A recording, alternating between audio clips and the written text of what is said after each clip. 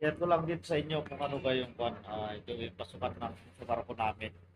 And then, nagpe-prepare kami para sa Pasko at bagong taon. So, yan o. Mga letter yan. Alam niyo na kung ano yan. Pang piniprepare pagka Pasko at bagong taon.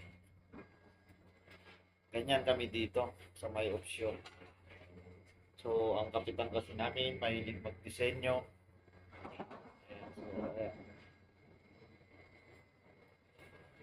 Yang, ah, siya mismo ang nagpapit niyan. Mga karton din, ilalagay namin yan sa pinaka-stage namin.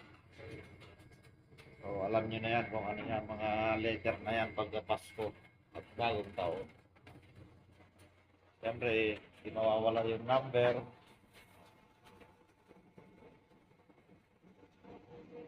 So, yun lang naman. Kunting sharing ko lang naman ang buhay namin dito sa barko. Bye-bye and God bless.